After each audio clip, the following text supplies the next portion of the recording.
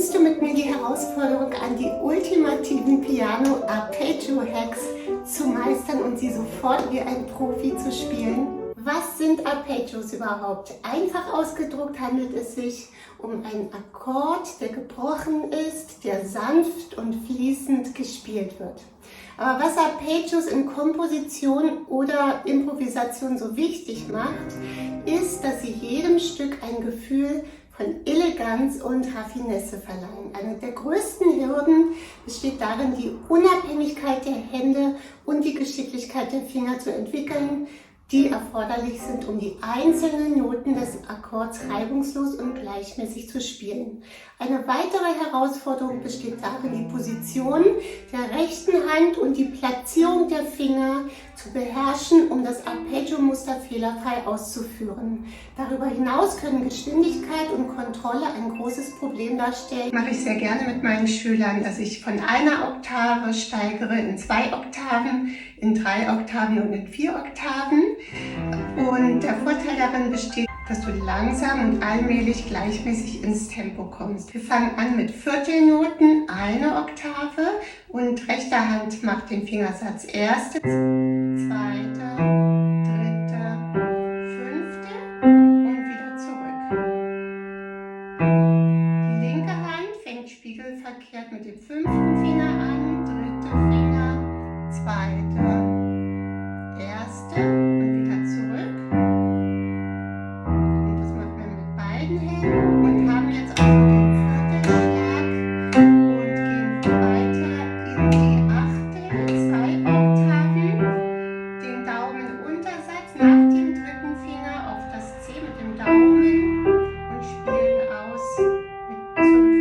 Finger und wieder zurück, Daumen, dritte, zweite, erste und linke Hand, spiegelverkehrt, Daumen, dritte, zweite, erste, dritte, Daumen. Dann zusammen.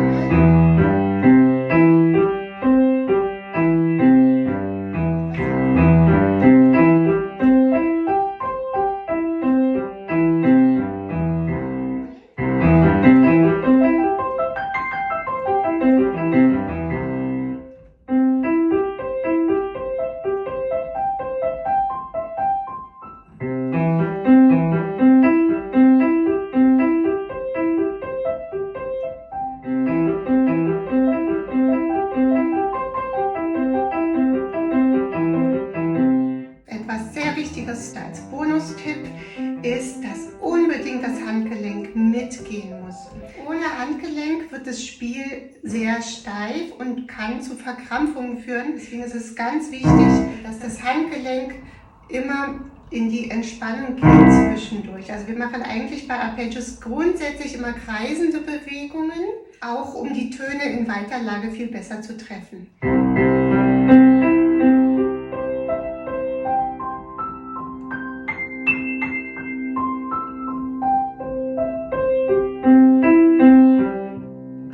Darüber hinaus kann uns das Üben von Arpeggios in unterschiedlichen Rhythmusmustern und in unterschiedlichen Tempi dabei helfen, Geschwindigkeit und Kontrolle zu entwickeln.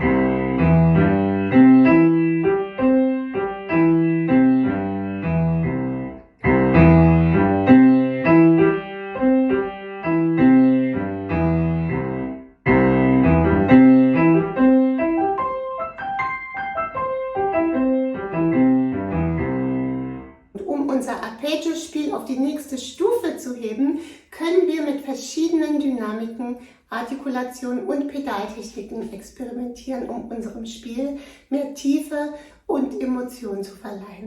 Eine andere sehr effektive Übeweise ist das leise Üben, weil du wirst merken, dass die Anschlagsart sich ändern wird und viel feiner wird. Du kannst viel mehr die Gleichmäßigkeit kontrollieren. Wenn du C-Dur schon sicher kannst, kannst du jetzt als nächstes in die anderen Tonarten gehen. Also jetzt einfach immer eine Taste weiter, C-Dur, dann D-Dur, E-Dur, F-Dur, G-Dur, A-Dur und H-Dur. Dies hilft uns dabei, unsere Fähigkeiten im Spielen von Arpeggios sowohl in der aufsteigenden als auch in der absteigenden Form zu verbessern. Entdecke nun den ultimativen Piano-Arpeggio-Hack, der den Vorgang vereinfacht und das Spielen von Arpeggio sofort möglich macht, dass du in Griffen denkst.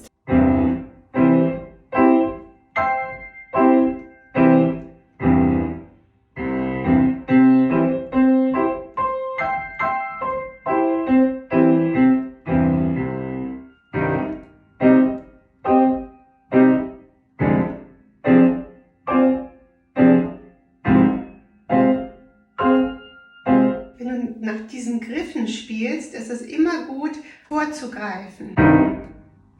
Also bevor du anschlägst, müssen deine Finger schon da sein. Und nicht, weil sonst hast du das Problem, dass du irgendwo hin triffst. Also du musst mit der Hand schneller sein, als du spielst.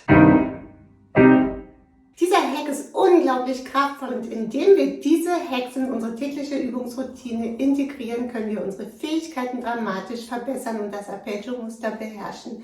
Denk einmal daran, dass das Geheimnis des Arpeggio-Spielens nicht nur in technischen Fähigkeiten liegt.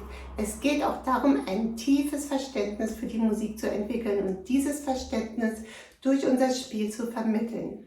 Vielen Dank fürs Zuschauen. Ich hoffe, es hat euch gefallen. Vergesst nicht, diese Hacks auch zu üben und teilt eure Fortschritte gerne unter diesem Video in den Kommentaren. In diesem Video geht es weiter mit weiteren Klaviertechniken, die du unbedingt nicht verpassen solltest.